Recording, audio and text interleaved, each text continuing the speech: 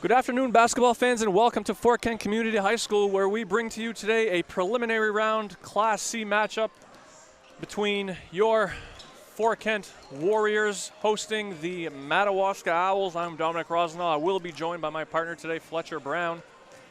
He is going to get our coach interviews in a minute, but before he does that, just a quick introduction here. Fort Kent finished the season at 15-3 as the number 3 seed in Class C, meaning they get to host the 10-8 number 14 Madawaska Owls, a very familiar rivalry. And speaking of which, we are going to get it down to Fletcher Brown right now. Coach, you're no stranger to big games, but it's been a while since you've been on the sideline. Feeling rusty, or is it just like riding a bike? No, this is an awesome atmosphere. It's great for Madawaska and Fort Kent, those two communities, and knowing the kids from both sides. We're hoping it's going to be a competitive game, and great to see the enthusiasm for basketball. No doubt, no doubt. Last time you guys played them, kept it close, 3/4 of the game, then they kind of slipped away. What sort of adjustments are you going to make in this big matchup?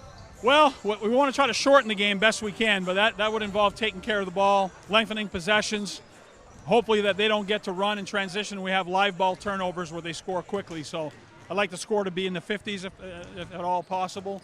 Lack of depth is an issue for me, so foul trouble would be a concern. We know they're talented. They're number 3 for a reason. No doubt. Hey, good luck, Coach. Appreciate your time. Thanks, man. Thank you, Coach Rosenthal. He is going to now make his way over to Coach Sear. Coach. Hey, how are you? How you doing? Good to see you. Good to see you.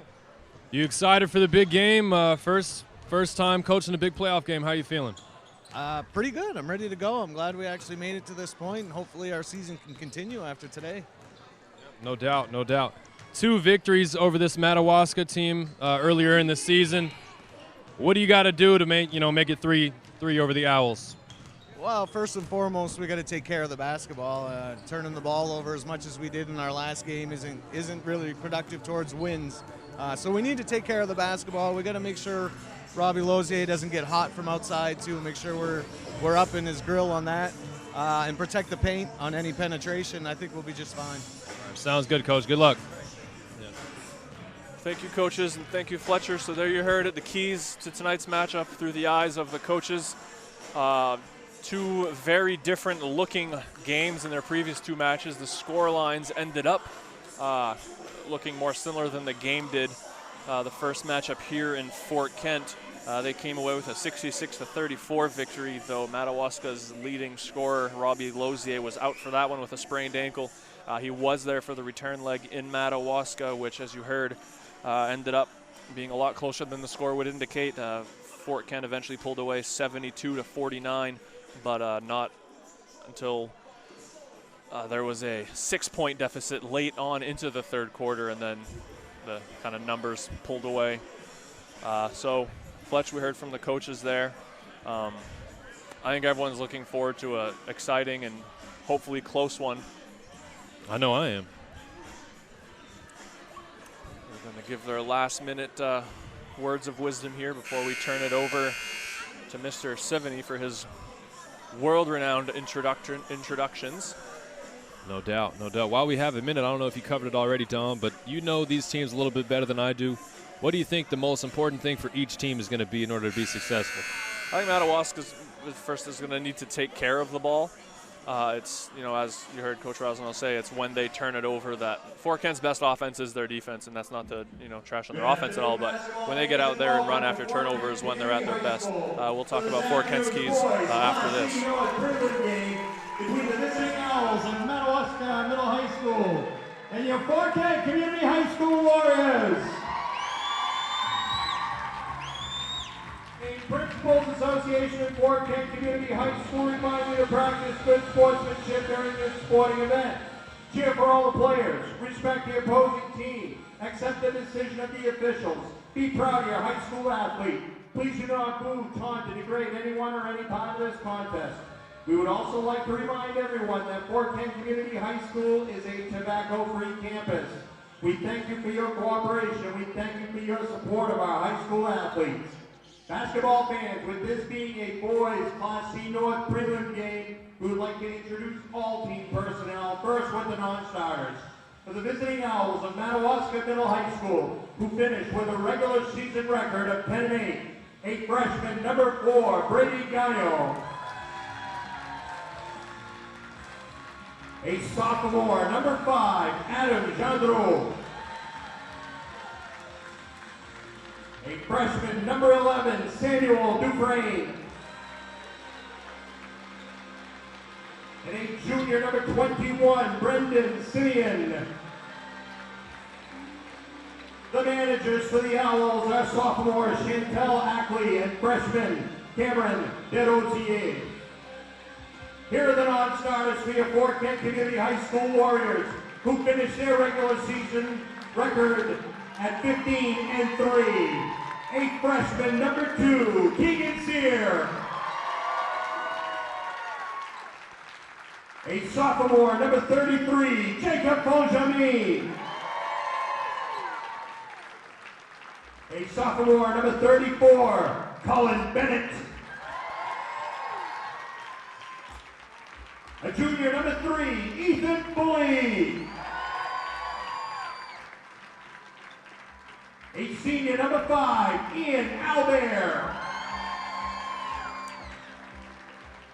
A senior, number 12, Apurva Kapley. A senior, number 23, Riley Alley.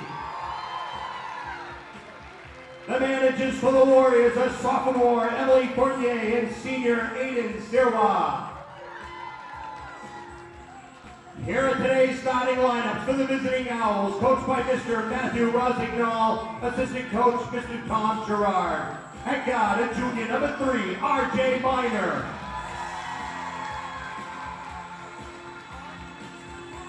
At guard, a junior, number 30, Captain Robbie Lozier.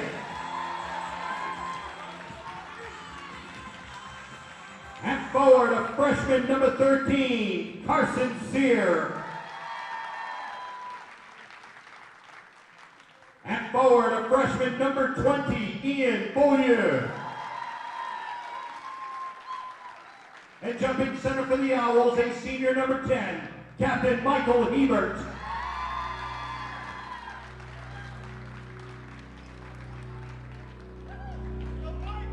And now, your starters for your Fort Kent Community High School Warriors, coached by Mr. Chad Sear, assistant coach Mr. Larry Murphy. At forward, a sophomore, number 24, Evan Deshane.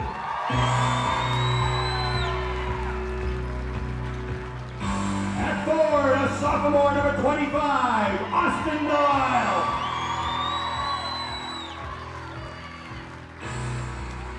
At guard, a senior, number 14, Stephen Pierce.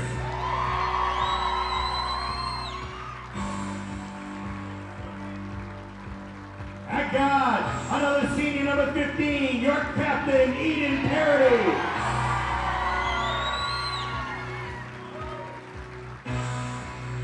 And another guard, another senior, number 4, your captain, Jace Russello.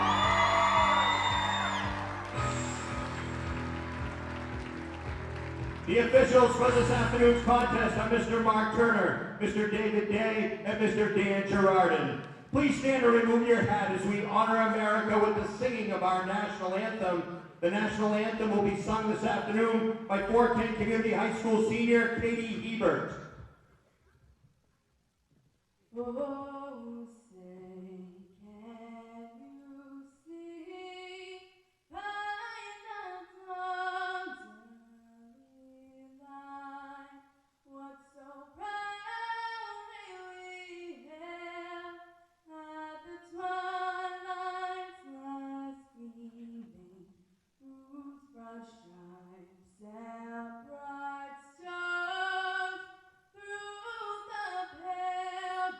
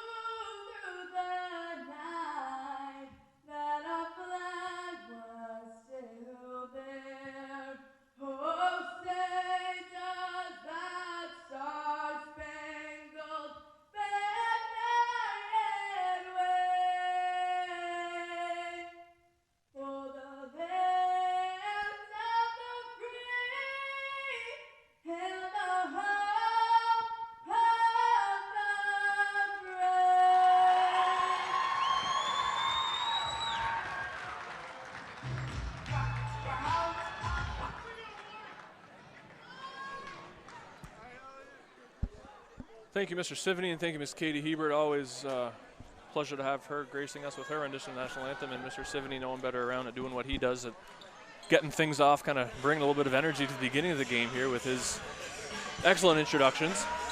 I'll tell you one thing, Dom. You could be announcing the starting lineups for the cow tipping championships of Western Montana, but if they've got that Chicago Bulls intro music, Alan Parsons project, it's going to give me goose pimples every time. Cyrus does it. You catch Cyrus like a virus. So again, just to go over those starting lineups for the visiting Madawaska Owls, you have number 3, Roderick R.J. Miner, number 10, Michael Hebert, number 13, Carson Sear, number 20, Ian Bollier, and number 30, Robbie Lozier. For Fort Kent, the usual suspects, number 4, Jace Rushelo, number 14, Stephen Pierce, number 15, Eden Parody, 24, Evan Deshane, and number 25, Austin Delisle. If you've been following Madawaska at all, you may notice a name missing. Senior, number 12, Riley Morneau, is actually out with an illness. So Madawaska already not one to go terribly deep into their bench. They're going to be missing a starter, though Miner is more than a capable fill-in. Just like that, you have Stephen Pierce with a quick catch and drive baseline for 2. Fort Kent bringing in their full court pressure to start. Although broken really nicely by the Owls. Layup is no good. Bollier's rebound is also no good. However, back out to Lozier. He's going to take the long 3, and that is just short. Rebound batted around, finally controlled by Deshane. Nice pass from Austin. Yeah, Madawaska lost getting back. They didn't get back and protect basket. They just kind of settled for getting back into the bucket and left the wide open. Now that ball's turned over, thrown away to a not-looking Miner. Quick layup to Rochelle, and that's going to prompt a quick timeout from Coach T.O., baby, T.O. Talk it over, Coach. Seen about enough there. He's going to take a quick 30. We're going to keep it right here. Coach Rosignol cannot be happy with the open court turnovers. I know that's something he mentioned pregame. Those quick turnovers that lead directly to layups, it's going to pile up on you quick. Yeah, they'll want to at least make them work for their baskets in the half court, which, they're more than capable of scoring in the half court as well, but the last thing that they need to be giving Fort Kent is spotting them layups after turnovers. Lozier's going to inbound, look for him to probably get it right back, as he is usually their primary ball handler. Inadvertent horn there is going to give this one another go. We've got music and horns. It's like a dang symphony in here. Get it into Sear. He makes the outlet to. They get it to Miner quickly. Although Fort Kent recovers well and gives up nothing. Lozier gets it on the block, kicks it over to Sear. He's going to take the 3. That is wide. A rebound down to Pierce eventually. You think the Owls want to slow it down, or are they going to fight fire with fire by continuing to take the quick shots against the press, or are they going to try and work for a good one after they break the press? What do you think? I think they'd be content to get it across and slow it down, but at the same time, you don't want to break the press and not take advantage of odd number opportunities that may result in it. Fort Kent playing their usual 1-3-1. That pass doesn't quite make it to Sear, but recovered by Lozier.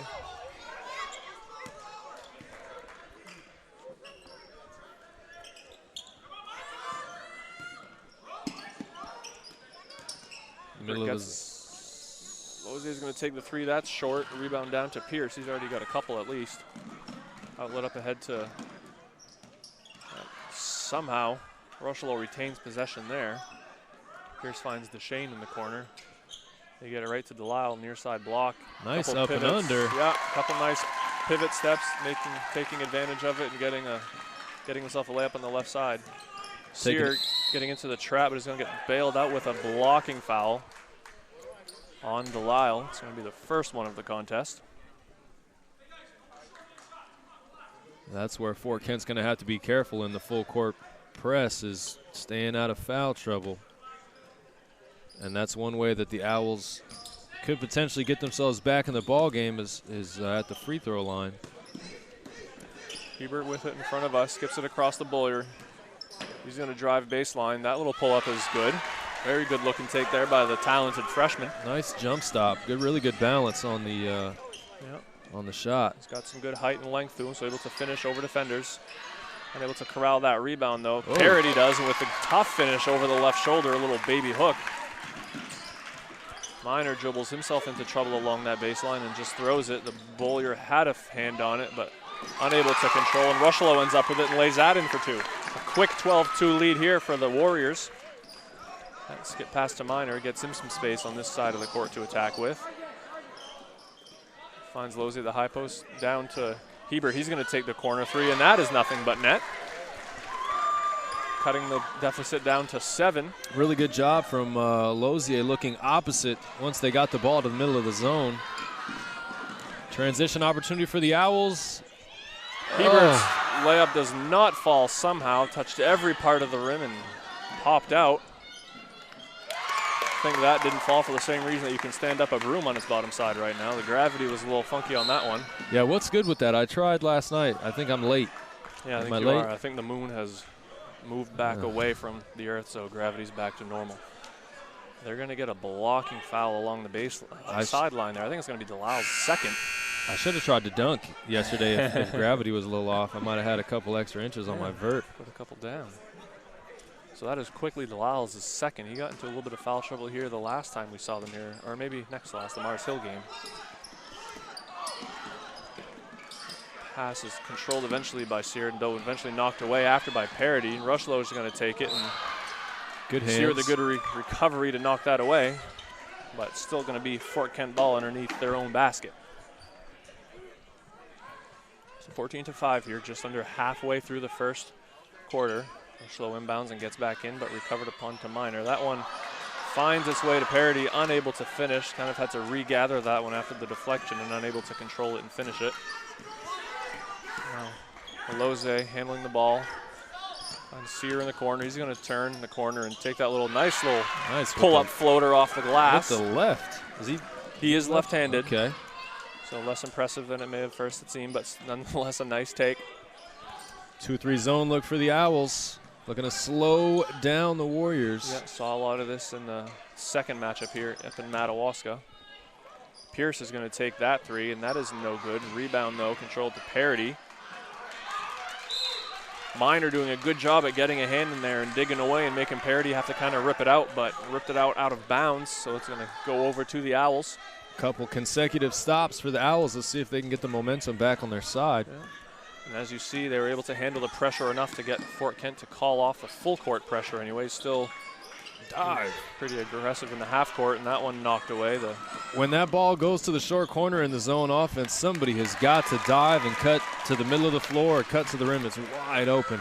Everyone's attention defensively is just ball watching short corner. Rushlow, the nice finish there off the feed from Parody. Seeing a lot of activity in this half-court 1-3-1. Boyer's three is good. So Madawaska not having a hard time scoring when they do get into the half-court. It's giving it up and giving up baskets the other way. That's hurt them. Lozzi with a nice steal there off Rushlow. He's going to drive on him and get fouled. He's clean up top, but he did jump into him and is going to get tagged with the blocking foul. So a little role reversal there as Madawaska forces the turnover with a little bit of pressure and gets Lozzi to the line for the chance for his first points of the afternoon rather. First one is just off. I probably wouldn't believe you if you told me that Madawaska was going to be down 16-10 and Lozzi wouldn't have scored yet. Yeah. He's been facilitating, getting guys open. He does have a couple of assists. Misses both free throws there, though. That's not a good sign for the Owls. Parody with the quick corner three, and that is off, though. Rushlow with the rebound, quick put back, and that just rims out. They're going to get Bowler with the foul late to the rebounding action there on Pierce. It's only Madawaska's first foul.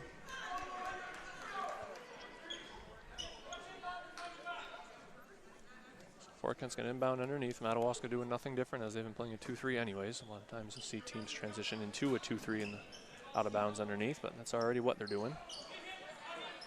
Collin with the nice pass, returning it to Parody, and he drains that from straight on, getting Fort Kent a 9-point lead here with just over 2 minutes remaining in this fast-moving, high-scoring first quarter. Sear's going to take the three. That is off, though Minor's there for the putback. That is also off. Shane does a good job of going up and getting the rebound. They're going to get Minor with the kind of ticky-tack on that one. I thought it's one of those that, you know, he had the rebound, he passed it out. He didn't really do anything malicious to need the foul call there, but they do anyways. Owls got to get on the glass here in zone defense, giving up too many second chance opportunities to Fort Kent. Sometimes it's a little bit difficult to rebound out of the zone. Especially Fort Kent taking a lot of threes like that one, which can lead to some longer rebounds. So maybe if you're even in good rebounding position, it can still bounce over the top of you. That put back there by DeShane was no good. Lozier comes down with it. Nice cut. Good back cut there by Miner, though maybe an overpass to try to find Sear. He's only able to knock it out of bounds. That's one that Miner probably would have been better served just going right up with it from 6 feet. So parity with the ball handling duties. You have Lozier picking up at midcourt. Simple pass and cut there by Parity. He's unable to finish though. Has some traffic. Miner's gonna change ends here and dribble it off of Bennett's foot. Now 2-on-1 here to Parity. He drives and finishes well with a left overseer. Nice take in traffic. Got a stoppage in play as some of our local youngsters are losing some Skittles onto the court here. Skittles on the court. It's a cold combo.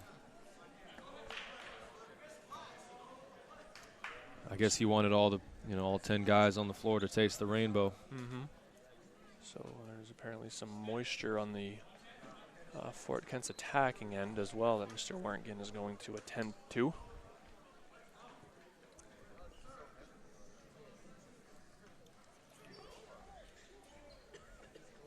You wouldn't be able to tell by this game due to the shot selection and the fast-paced nature. You would think that these kids are used to playing with a shot clock, the way that they've just been letting them fly, but no shot clock in Maine, just over 60 seconds left in this quarter. We'll see if the Owls can use some patience here. Wide open layup. Nice back cut there by Sear, beating the overplay, and Lozier with a good little teardrop pass over the top of it to get him in there for 2. Everybody from Fort Kent's just letting it fly from deep. Bennett's corner 3 is no good. Good rebound down to Sear, and they've got an odd number break coming this way. Lozier with the kind of awkward Euro step in front of the defender, and that floater is no good. Probably been better off just kind of taking a little contact there. He's got a size advantage over Rochelo. Yeah, that was a tough take from Lozier. I guarantee you he wishes he had that one back. Kind of off balance with the Euro. 16 seconds here. Fort Kent looking as though they're going to settle for taking the last shot and go into the first quarter break with at least a 9-point lead. Rochelo kicks it to Parity. He's going to take that corner 3, and that rims out. Rebound knocked away, I believe, by Bennett. And that would have been a big shot for the Warriors. Would have swung the momentum in their direction to end the first quarter. 7 ticks of a second left. Warriors ball in the corner. Tough spot to inbound. You do have time for the catch and shoot. Rochelo just gets it up, but was unable to get a great look at it. So that one's wide left. So after 1, Fort Kent 21, Madawaska Owls 12. We'll quickly give you some scores from some other preliminary round games that happened yesterday. All action on the girls' side, I believe.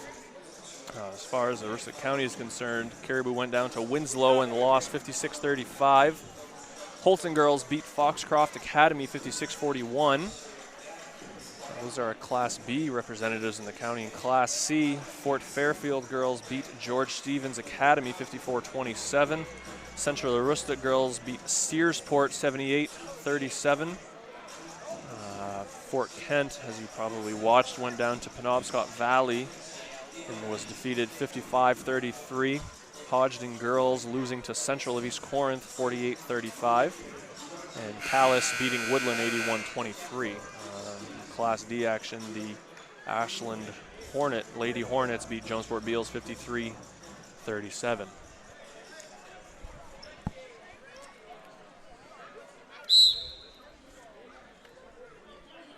Back underway here, Madawaska with first possession.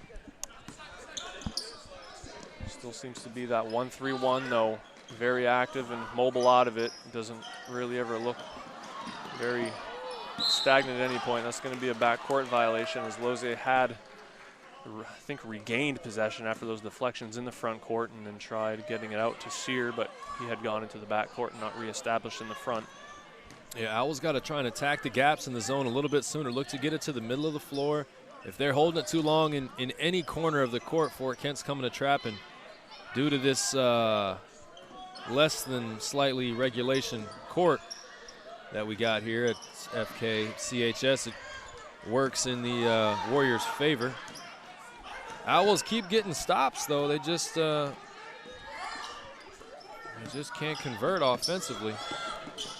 Sear drives left and is stopped by Duchesne. They find Losey up top. He's going to take that three, which is short. He's going to tap the rebound over, though, to Bollier. He finds Miner in the corner. He's going to dribble around Bennett on the baseline and find Hebert. Sear gets it back to Losey. He's going to get a second crack at it. Makes the adjustment just off the back rim. That one was right there, but just a couple inches long off the back rim, out of bounds, back to Fort Kent. Yeah, nice ball movement from Madawaska, though. Fort Kent lucky that Madawaska's probably best outside shooter got a clean, wide-open look from the top of the key. They dodged a bullet for sure. Yeah, you got a couple. Probably their best-looking offensive possession thus far in terms of looking comfortable at handling the ball and moving it around well. Meanwhile, back on this end, Parody with it. Finds Duchesne in the high post. He's been in there for a while, and he is going to get tagged with the 3-second call by Turner. Mr. Mark Turner, one of our veteran officials today, along with Mr. Day and Mr. Girardin. Sear's going to just break the press by himself. He finds Hebert. Ends up back with Sear in the corner. He's going to take that three, and that is good. No hesitation there. And just like that, back to a two-possession game, 21-15 Fort Kent. 2-3 zone, like I mentioned earlier, slowing down the Warriors ever so slightly once the Owls started rebounding out of it. Tough shot there by Rushlow. Through the up fake, hit Bollier with the jab step, got just enough room and then drained it. Yeah, hard to slow down that guy. That was a legit shot right there. I think he even got a little butt pat from Coach Rosignol there.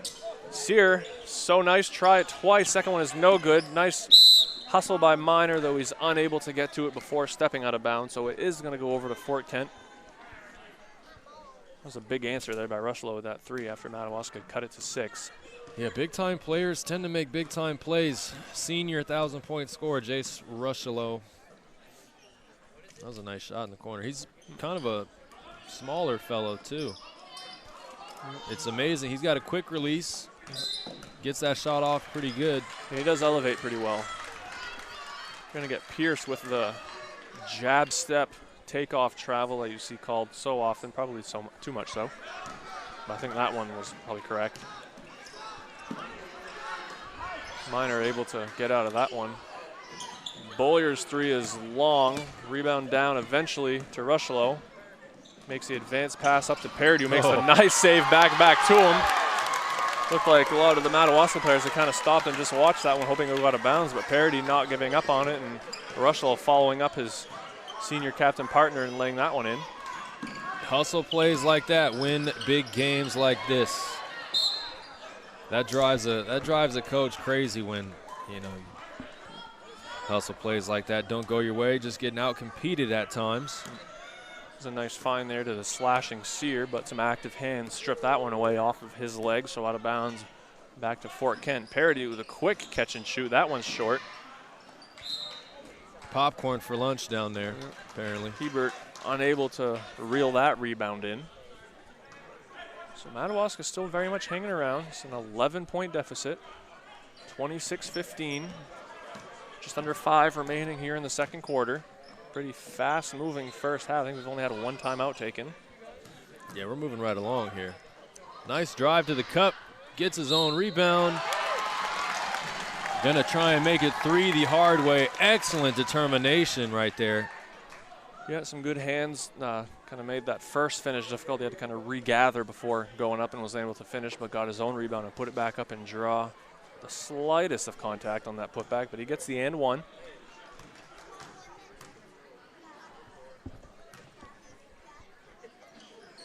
And that free throw is no good. They're going to get a violation on, I believe it's Lozier from Madawaska, so he's going to get a second crack at it.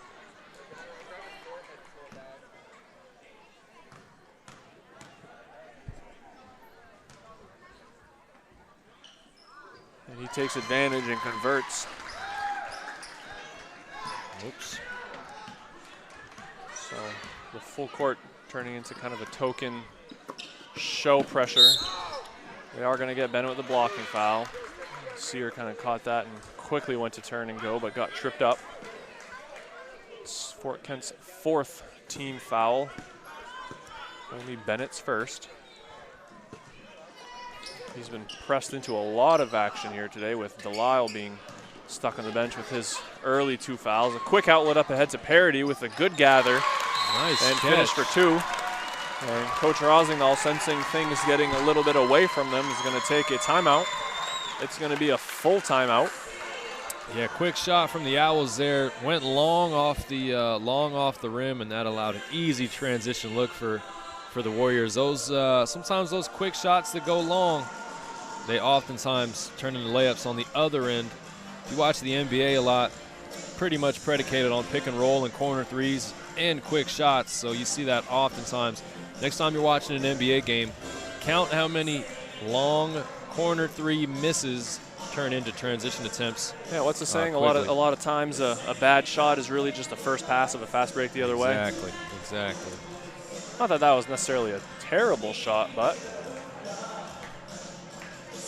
we'd also like to encourage our local citizenry to come out and vote on the local straw poll for the Valley Unified school project that is going to be discussed and voted upon tonight here at the high school. Please come out and let your voice be heard. Do I have to be registered in Maine to vote on that one? I think if you're a resident, you can register right here. Improve residency. Alrighty. What are we voting on? To either approve of or disapprove of the site selection committee's determination that the Frenchville site is the best choice where the project should move forward. Important stuff. Yeah. Almost as important as what we got going on right now. Actually kind of ironic in that the 2 teams that you see facing here would end up being 2 of the 3 member schools that combine to form the new school. So these guys, if they were about 5 years younger, would end up being teammates instead of playing against each other. Lozier's drive is shots knocked away, though rebound is controlled by Hebert. I don't know if it's a rebound if the shot really never get up, but Sear with it in the corner. Yeah, perhaps Al's a little thrown off by the man-to-man look from the Warriors coming out of that timeout. Decided to switch up the defense a little bit. Yeah, and they've got Pierce on Lozier. He's probably been their best defender, best man-to-man defender. Little flex action for the not the Warriors, the Owls. Staying patient. They're going to try to reset their offense, and it does appear to resemble a flex offense, so a little disorganization right now.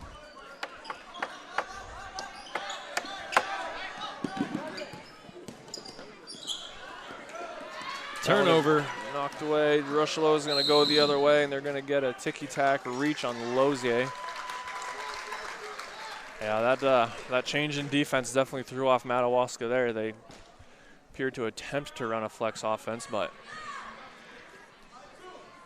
it's about the best thing you can say about it.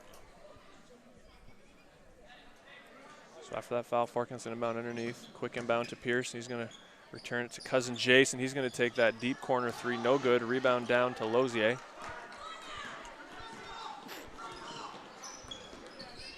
He's going to cross up and take the 3 over Pierce. That one's just short. We're going to get Hebert with the over-the-back foul. Yeah, that was a nice, really sound fundamental box out from Eden Parodies right there. Yep, backed him right out of there. He had his rebounding H. You know what the rebounding H, what the H stands for? Is that what your body looks like? The legs and the arms? And it's what your body looks like. Also stands for hard work, heart, and hustle. True. Triple H. Isn't he a wrestler? Anyways, back to basketball. Parody is going to look to set things up against the familiar now 2-3. Rushlow with the nice jump stop finds Parody. Ooh. Nice after the cut through. Kind of got lost in the bottom of that defense there. So things getting away a little bit. Fort Kent now stretching out to an 18-point lead. Hebert's going to take the corner 3, and that was a much-needed basket from Madawaska, as they hadn't scored in a little while. Ebert's hit a couple from that exact spot so far today. Yeah, we'll see if the defense can adjust. Like you said, that's the second one he's hit.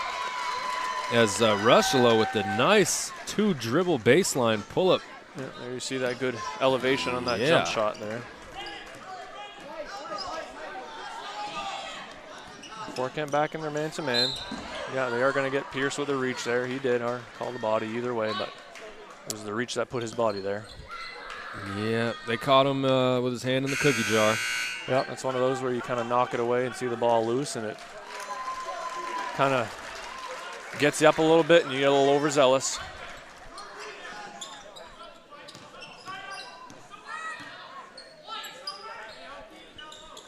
Jose with it in the corner, being guarded by Sear, who's just checked into the game. I think I see a little back door coming. It is. Lose with it, gathers, unable to finish. Really nice execution from the Owls. I really like that lob play. Yep. Remember, we used to call that green back when we used to run it.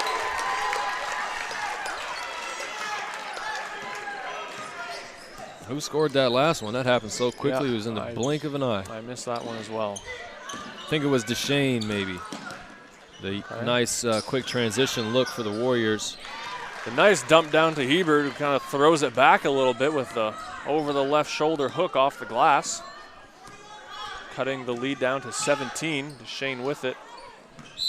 Yep, they're going to get Bully with the double dribble. The first dribble was on the gather to regain possession, but then he picked it up and then dribbled again, prompting the double dribble call. You typically only see that one in high school. Don't see that much at the college level, and certainly not in the professional ranks. Well, that's something that, you know, something I always tell my guys as a coach is not to regain possession of loose balls with a dribble. You grab it, and that usually prevents that from ever happening. We're going to get Rushlow with a blocking foul. It was definitely clean up top, but I do think he was jumping into Bolyer's airspace on that shot, so we'll get him with the body. 46.3 seconds remaining here. Bolyer going to try to cut it to a 15-point deficit before the half. First free throw is just short and rims off. I don't think they've made a free throw yet. Leaving some what should be easy points at the line. Goose got the line for the Owls. Glose missed a couple.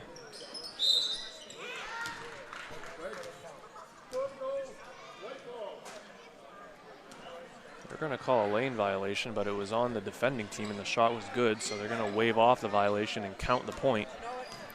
They've had a hard enough time making free throws tonight. I don't think they would want the one that they do make waived off.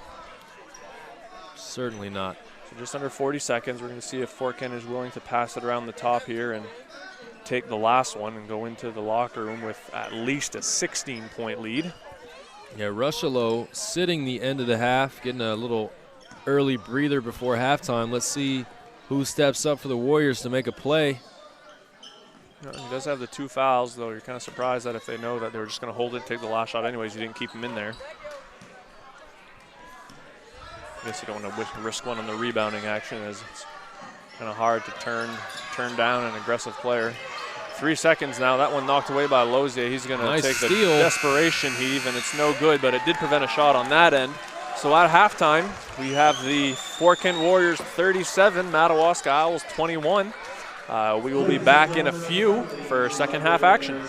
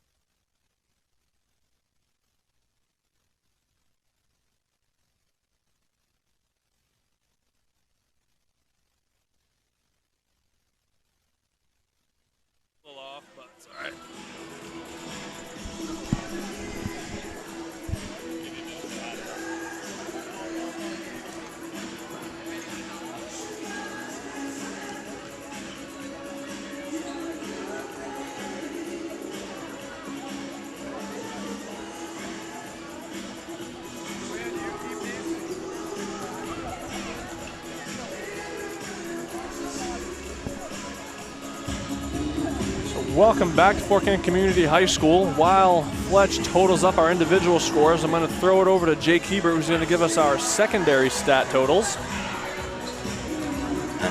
Ian Bollier got 4 rebounds and 1 assist. 1 steal. And Robbie Loze got 2 rebounds, 4 assists, and 2 steals.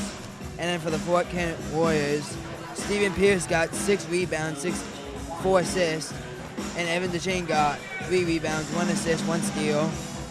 And to top it all off, Jay Specialo got 4 rebounds, 2 assists, and 3 steals. Awesome. Thank you, Jake. Now, Fletch, I'll throw it over to you for your individual scoring totals. Yeah, no doubt. Jace Rushelo and Eden Parady's leading all scorers, each with 11 points. Stephen Pierce contributing 7 for the Warriors. Evan DeShane and Austin Delisle both with 2 points apiece for Fort Kent. The leading scorer for the Owls is Michael Hebert with 8 points. Carson Sear with 7. Ian Bollier with 6. Thank you, gentlemen. Thing of note there, Loze hasn't scored yet for Madawaska. If I told you that would be the case, you wouldn't think they would be even within the 16 that they are down by. So he's going to have to pick things up here in the second half, which we know he's more than capable of doing. Yeah, he oftentimes plays with myself and some of the college guys at UMFK up the road, and he holds his own. You know, for a young whippersnapper, he ain't too bad with the older cats. So look for that. This is going to start out with Fort Kent possession. Madawaska had it to start the second quarter, and there weren't any tie-ups or possession arrow situations. Yeah, relatively clean and quick first half. That's not often the case in playoff basketball, so we'll see what the second half has in store for us. Second half is going to see Carson Sear start on the bench, the first substitution made by Madawaska. He has a left knee that's been bothering him for most of the season and really seems to have become unbearable for him. So that's going to see Brady Gagnon get his first action. A nice pass and cut there by Parody. That one's no good. Rebound finally controlled by Lozier. Gets it up ahead to Hebert. They've got a 2-on-1 if they attack it. They find Gagnon, and that is stripped away, so quickly had a chance to make an impact there and did not capitalize. Delisle back in for his first action since getting that early second foul in the first quarter, and he is a recipient of a nice bounce pass there by Pierce for 2. Yeah, beautiful transition from the Warriors, turning their defense into quick offense. Hebert's quick 3 is short, and then in his pursuit of his own rebound is going to get called for a foul, which really may not be a terrible foul in that if he didn't, it was probably numbers coming the other way. Like we said, those long misses. He was the last man back with a 3 at the top of the key, and I don't think he had numbers behind him recovering. Delisle with the drive and kick down to DeShane, and he gets a quick 2. Fort Kent quickly pushes it up to a 20-point lead. Madawaska running their flex again against this man. Loze is going to take the quick corner 3, and that one is no good. Bollier smartly pulls out of that rebound and doesn't pick up the foul. Rushlow comes down with it. He's going to take a quick 3 in transition, and that one is good. Someone's got to stop the basketball for Madawaska.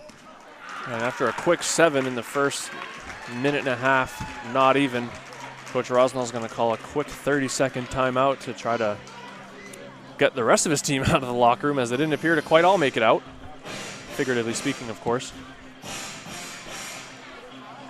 Yeah, I'm not mad at Lozier taking that corner shot. He needs to be aggressive these next couple minutes, give himself a good rhythm, and see if he can try and get his team back in the game here. If I was him, struggling from the field a little bit, I would do anything to get myself going a little bit, whether that's taking a charge, getting an offensive rebound, coming up with a steal, and probably the best thing he could do is get himself to the free throw line. If the outside touch is not what it usually is, you got to do something to make an impact on the game. Yeah, ideally you can get into a rhythm by attacking the basket and getting easier looks instead of just having to be restricted to taking threes, but with the defensive pressure that he's facing from Pearson, really just awareness by the entire Fort Kent teams, their team half-court defense. It's a lot easier said than done to just tell them to get to the basket instead of having to take threes over the top. Meanwhile, steal. Nice lob play from the Warriors. It's a little familiarity there from Pierce to Rushlow. Lozia has Rushlow on the switch. Hebert's going to take that three, no good. Rebound down to Parody, and they're going to make the quick outlet up ahead to Pearson. He's going to have a layup here. Finishes that one over Hebert. Transition attack from the home teams looking mighty strong at the moment. If Madawaska's not careful, this scoreline could get ugly in a hurry. Hebert with the fake handoff and turns the corners, unable to finish the little 5-foot floater though. Rebound down to Rushlow. It's actually the right idea there by Hebert as the handoff drew a lot of attention. However, not drawing enough attention there is Rushlow as he drives down the lane and has the easy layup for two. Up now to a 29-point deficit, and this one is starting to slip away early. Lozia with the kick out to Gango. He's going to take the little 15-foot pull up, and that one rolls around and off the rim. They're going to get Lozia for a foul and the pursuit of an offensive rebound there into the back of Pierce. Starting to sense a little bit of frustration here. You have to credit the Fort Kent offensive attack for jumping on the Owls early. They didn't want to mess around and leave the game in the balance, you know, in the fourth quarter or in crunch time. They decided, hey, let's try and keep our foot on the gas from the beginning. Nice give and go there by Rushlow, unable to finish. Though Delisle with a couple chances at it. Nice pursuit of the basketball from Austin Delisle. Austin Delisle not one for showing much emotion. No, none at all. In fact, sometimes you probably wish you get a little more, but I guess it's never a bad thing. They say you'd like to be able to not tell the score of the game based on the player's expression. He certainly qualifies there. I can't tell what time of day it is looking at Austin sometimes. Morning, noon, night. Did he just wake up? First free throw is good. The second one is short. Rebound down to Lozier. Let's see if we can get him off his schneid here and get him his first points of the night. You wouldn't want to see his season end with a scoreless effort after the excellent season he's had. Miner with some slick ball handling there, though. Rushlow up to the task. That entry attempt into Hebert is going to see Delisle be just a second late to it. He's going to get his third foul. I don't think Coach Sear is worrying about having to protect him, so he'll just roll with him and probably figure he'll have plenty of time to protect him towards the end of the game. Bollier with the nice drive there, stops short of the defense and hits the little 7-foot floater. 51-23 here with just less than halfway through the third quarter, and as we've seen time and time again, the pass to the corner and then the dive through. Yeah, that action's really killing the Owls. Got to limit those face cuts. In the zone, that top guy in the zone is not staying with the entry pass guy long enough. He's just assuming that, you know, someone behind him is going to take care of it. It's a pretty basic principle called the jump to ball. If that pass to the corner and you just jump off your man and sag a little bit, should be in much better position to help defend against that. So Sam Dufresne is going to get his first action after checking in for fellow freshman Brady Gango, who gave some good minutes. Shane drives and has his shot blocked. Might have been Dufresne, although Parody, stop me if you've heard this before, but cuts and gets the pass. Has the layup for two. Hebert's going to step into a three, and that one is off the backboard, no good. Rebound down to Bollier, kicks it out to Dufresne. He's going to enter it into Lozier, and they're going to get Keegan Sear with the foul, trying to knock that one away from behind. Lozier pretty good position on him in the height advantage, so Really probably not the worst foul in the world to take, although Lozia yet to score.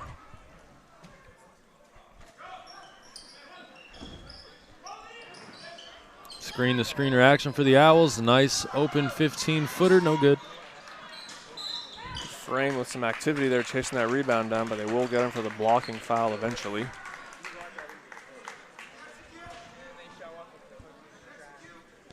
You played for Madawaska back in the day, right? I did for 2 years, my junior and senior years. Some big playoff games in your time as an Owl? Yeah, we didn't ever have a prelim. My junior year, we went in as the 5 seed. Played the 4 seed with Washington Academy. We actually jumped all over them. We were up 29-5 at halftime. Ended up around 15, but it had worked its way up to 30.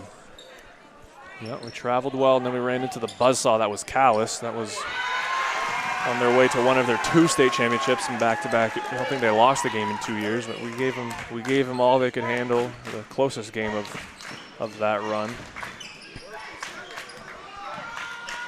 Hebert now drives the lane. Is going to get fouled by pick one, either Bennett or Deshane. I think they might give Bennett for being a second late there with the body.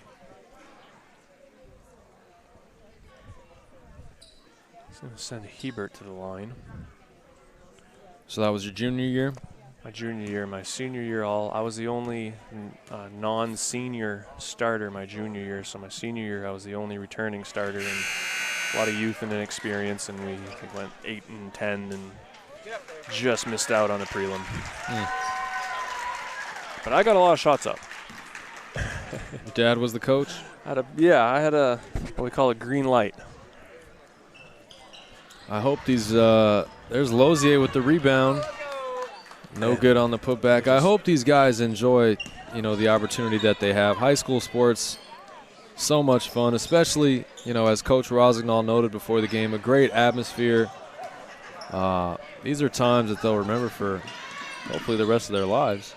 Yep, and Madawaska's best years are ahead of them, No doubt. The players out there, Hebert's your only senior. Lozier and I believe Minor are juniors. And we have Bollier, who's a freshman. Sear on the bench with the knee, who's a freshman. Out there right now, Dufresne and Brody Ganga, who were in earlier, are freshmen. They do lose Riley Morneau as well, who's unfortunately not here this evening with an illness.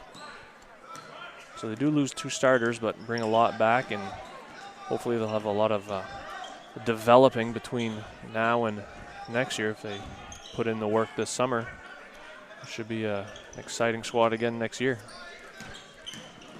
Yeah, I'm looking forward to their development. I think, as you noted, a fairly young roster for the Warriors as well. They've got a couple seniors. I think Rushello is a senior. I think Paradis is a senior. Pierce as well. Oh, yeah, he's good. He's a good kid. But we got Delisle, who's only in 10th or 11th grade. We got Bennett, who's only in 10th or 11th grade.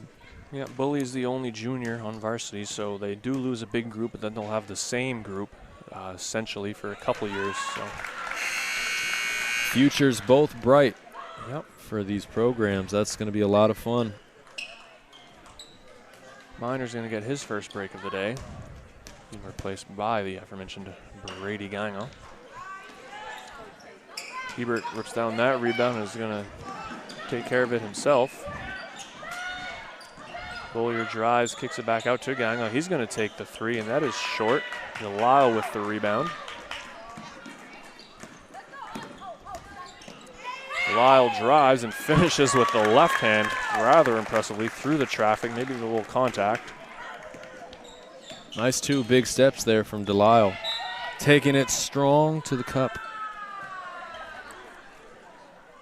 I think Lozier might have been fortunate there to get that ball staying in their possession. Parity may have got a hand in, but. So winner of this game will go to Bangor to play the winner of Lee and Mattawamcook, I believe. Mattawamcook, close. Mattawamcook. Yes. Hope the people listening don't think I'm from Maine or have any idea what I'm talking about when it comes to places in Maine. I do think the town of Madawaska may send their children to the Madawaska school system, so we just kind of combine the native terms there. Alrighty. Lee Pandas, coached by Randy Harris, uncle of our men's basketball coach at the university, Tom Bird. Not sure who the the other coach of the other team is, but I'm assuming Warrior fans are keeping an eye on that one, seeing as that I have a good feeling they'll come away with the win tonight. Tournament time in Bangor is fun. I have traveled down the last few years to check out the scene at the Cross Center. That's a good time. I enjoy all the games, atmosphere. We don't really have that sort of same atmosphere where I'm from when it comes to a bunch of games on 1 or 2 days. So I enjoy it all. We got a break in our college schedule, so I'm gonna make sure I go down there and check it out. Yeah, and I've heard that from people from multiple areas other than here, even as close as New Hampshire. Player, who played at UMaine, said that, I really enjoyed going to the high school tournament because the high school tournament in New Hampshire was basically friends and family going to a game just like any other one, and not nearly the same to-do made about the tournament down there. So definitely a unique opportunity that players of Maine have to be able to play in front of a crowd like that. Yeah. We will be heading down. I know the Van Buren boys will be playing a Monday morning at, I believe, 9:30. So that's going to be an early trip down. That doesn't sound like a lot of fun. The trip won't down be, but hopefully the game is. The last time Van Buren was playing there, it was actually a pretty memorable day as both of the boys and girls played, I believe, in back-to-back. Radio's different sessions, but both boys and girls played in the same day. The boys came away with a win against the number 16 seed Jonesport Beals Royals, who had upset the number 1 Washburn Beavers that year. That was, I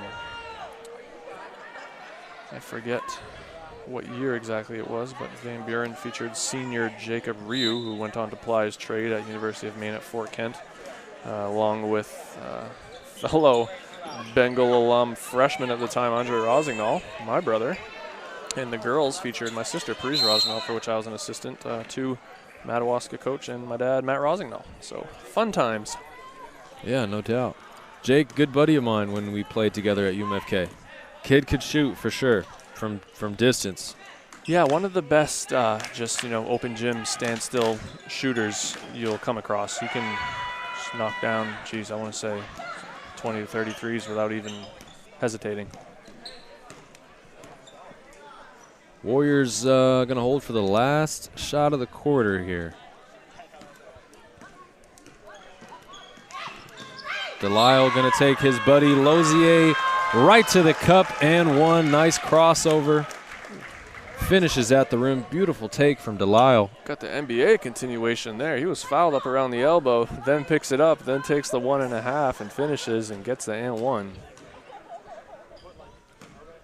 He's got those long strides when he's going to the basket. He does, and to be honest with you, that gets him travel calls a lot of times when he probably doesn't even. It just kind of looks funny, and you think there's no way he can get from where he was to where he did without taking one too many steps. So Lozier is probably going to look to get the last one up here. The drive, take a nice little 18-foot pull-up, though kind of emblematic of how his night has gone thus far, is just short. So after 3, Fort Kent Warriors comfortably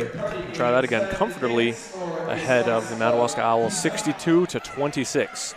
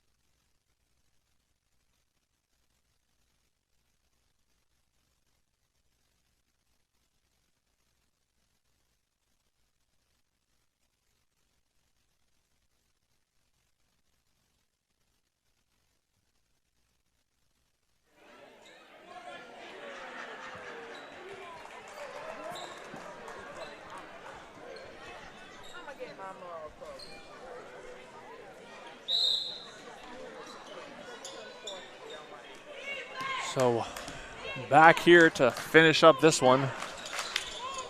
It's going to be a battle of the substitutes, battle of the benches from here on out. Both teams having a lot of reserves in. Fort Kent not with the entire bench, and still seeing the Lyle and Bennett and Sear players that have gotten some minutes during the competitive portion of this game. But Madawaska with their limited bench that they have today, but you'd say see two starters out there still.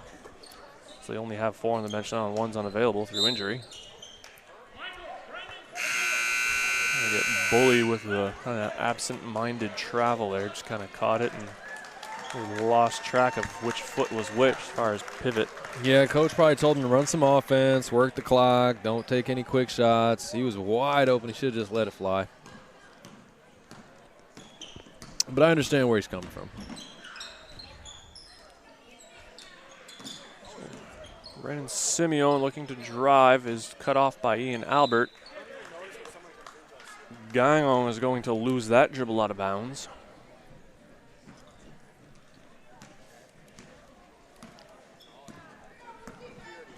Keegan Sear into the game now for the Warriors. Speaking of coach's kids. Yeah, very promising talent, only a freshman, and really on a pretty veteran-laden team where it would have been hard to expect a freshman to come in and have an impact, but definitely a good development year for him and has played a role. Just probably not the one he's used to from coming up from the middle school ranks, but will definitely be a talent to watch his team going forward, especially losing 2, basically guards to graduation after this year. You probably expect to slide right into one of those roles very well. That entry pass to Hebert knocked away. Also have Jacob Fonjemi out there, sophomore, student of mine actually. Number 5, senior Ian Albert. Sear is going to take that 3. It is just off. Rebound batted around. Finally controlled back by Sear, actually.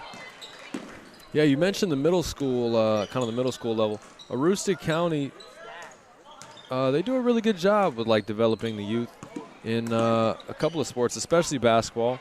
The AYBL is a pretty strong thing around here. They had a big tournament at the college last weekend.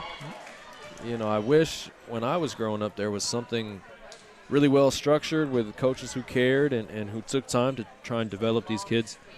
It really sets the kids up well for, their high school careers. I think probably a handful of the kids on each of these teams benefited from that league or a coach or somebody when they were that age. Yeah, the proximity of the towns, I'm actually pretty sure that a lot of them probably even played together on teams from both schools. I'm sure the Loziers and the Delisles suited up in the same color one time or another. Gango's free throw is good.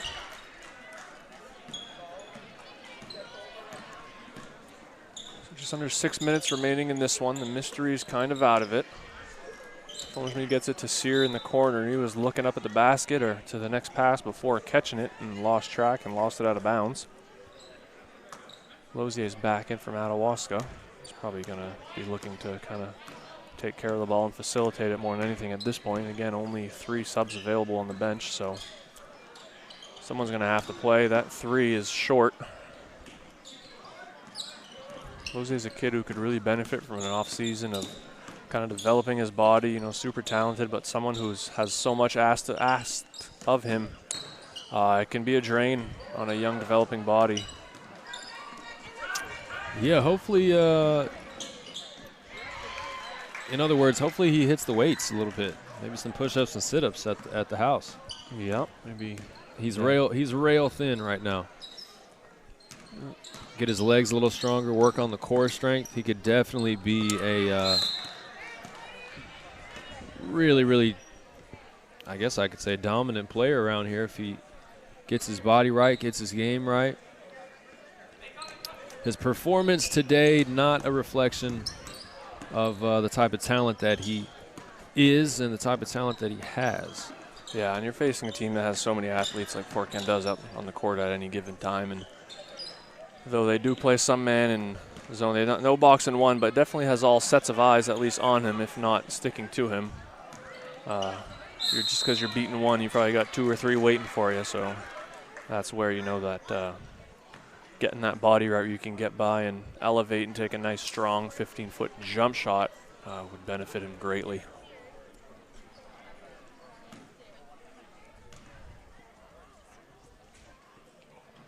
Dufresne steps to the line after getting fouled there. His first one is no good. Sophomore number 5, Adam Gendro, is going to check in for his first action. Son of Madawaska girls varsity coach Dean Gendro. That second one by Dufresne looks much better. Yeah, nothing but net on the second one. Yep, very good looking stroke there.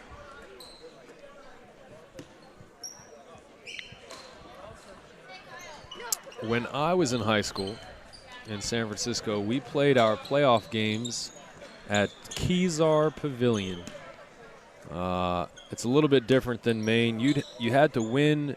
You either had to win the city championship or go to the city championship to qualify for like a state playoff run. Then you had to win a whole mess of games. Nice full court D from Sear. Kick out 3 for the Owls. No bueno. Yeah, you had to win a whole string of games to then get into like the state tournament. But for us at the high school that I went to in San Francisco, going to Kezar and playing in the city playoffs was pretty much that was what we shot for. I know the young men and women in Maine, they're looking to play in the tournament, go downstate, play in Bangor, win a I guess it's now Northern or Southern Maine championship, right? Used to be East and West. Ours was just the pride of San Francisco, Kezar Pavilion. Funky old place, really bouncy floor.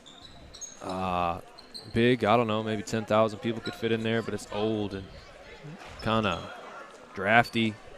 Yeah, probably similar to the old Bangor Auditorium before they tore that barn down and built it with the cross, replaced it with the cross. Which really, folks, if you are able to get down there, I know it's not really new anymore, but it is one of the nicer facilities around. I know Coach Amy Vachon of University of Maine women's team says that it's the nicest that they play in within their conference. So that's talking about most of New England and the Northeast. So definitely a nice, wonderful facility to take in an event. Yeah, for sure. For sure. Like I said, I really enjoy going down there. The atmosphere is nice. Like you said, the place, the buildings, immaculate, really well kept. Still kind of shiny. Still got some new car smell to it. Yeah, it's worth checking out. Hubert's front end of a 1-and-1 was good, as is the second. He is going to be replaced by Brennan Simeon, probably for the last time in his career as an Owl. He gave it everything he had today. He had a nice start to the game, knocked down a couple open threes, handled pressure from the Warriors pretty well in the second half. Nice effort today from that. May have been their leading scorer. Fongery is going to take the corner 3. That is long. Rebound down to Gendro. Quick outlet up ahead to Dufresne. He's going to attack and finish that one well over traffic. Hear the crowd wanting one thing and one thing only, and that is a Purba bomb. Riley Alley, another fan favorite, gets his drive and pull up to fall. Let's get Furpa a shot here. What do you say, guys? Take a charge. Simeon drives the lane. That floater's no good. Rebound down to Sear. Set a little down screen for him. Oh. Alley's 3 no good. Rebound contested for by Sear, and Gendro's going to be out of bounds off of Sear.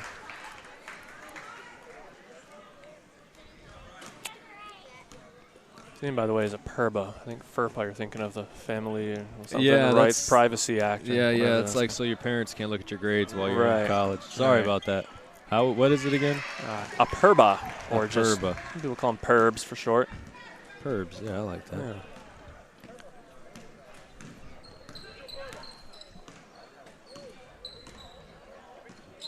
Get the guy a little quick hitter. Oh, a little over the top there. Might have been better off going indirectly. Going to be hard to pass it over the top of that defense and drop it down to him. Just over a minute here. Dom, it's been a pleasure working these games with you. It's only my second one, but you do a great job with this stuff. Very professional. Very nice illustration with your words of the game. Oh, well, I appreciate that. It would be nothing without the wonderful crew behind us, both on site here, producing and filming, and the crews back at the stations, be it when we have WHOU or even today when we're just WFKT. There's the PERBA ball, and he drills it! PERBA Caffley with the biggest moment of the afternoon. 3-ball.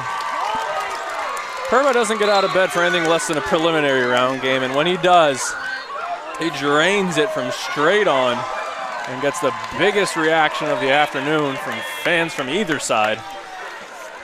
No hesitation, just let her fly. So any of you that may have tuned out early thinking that the excitement was out of this one, I pity you as you just missed a PERBA bomb. Rebound there to Adam Jandra. He puts that one up and no good. Rebound down to Sear. Pass it up ahead to Ian Albert. He's going to go and get fouled by his namesake Ian Bollier. It's going to send him to the line for 2.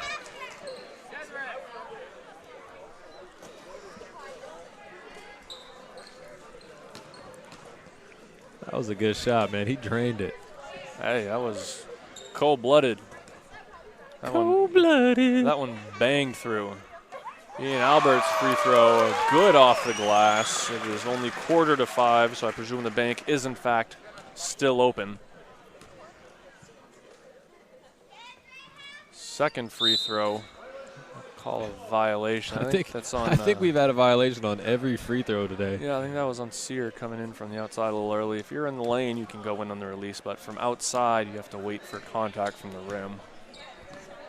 So 30 seconds remaining here, so Warrior fans, you will be able to watch your Warriors play in Bangor this coming week of February break. That is something that, the unfortunate conclusion to last year is now redeemed, as you will be able to watch them play in their playoff game. We'll wait to see who it is they are playing.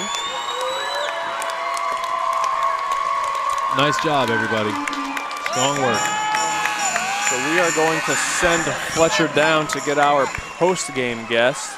Congratulations to Madawaska on a fine season. And congratulations to the Fort Kent boys. So that final again, pretty clean, a 30-point victory by the Fort Kent Warriors, coming away victorious 70-40. Next Wednesday at the Ross Insurance Center in Bangor. Fletcher get down to whoever he selects for our post-game game. To MSAD 27 residents to please come out and vote tonight for site selection. 6 p.m. right here in the gym. That's all MSAD 27 residents. Please come vote tonight, 6 p.m. here in the Coliseum. So Fletcher wrangled up senior Jace Rushello, and we're going to get his thoughts on it. On game today, congratulations on the win. You're going to the tournament in Bangor. How do you feel? I feel great. The team feels great. We can't take anyone lightly. We know we have to take one game at a time because we know there can be many upsets, as we saw last year in our prelim. We know coming forward we still have to play to our strengths, and that's really to get out and run. Cool, no doubt. Aside from getting out and running, what do you think is going to be the most important thing going into a big tournament game? I believe that trust in our teammates and our coaches. Just really like, we believe that even if our teammates are missing 10 shots in a row, we believe that they're going to make their next shot. Just our trust in our teammates. I've never been on a team that's been so unselfish like that. It's really amazing. That's incredible. It sounds like you guys got the right attitude. You're going to have a lot of people rooting for you, so good luck. Take care, man. Thank you, Jace, and thank you, Fletcher, and again, thank you, folks, fans at home, for joining us today and all season for our games here at Fort Kent Community High School. We look forward to the run, hopefully, that these Warriors are set to embark on in their tournament journey down in Bangor, and hope that you will continue to support and come out for those games as well. Thank you, and have a good one.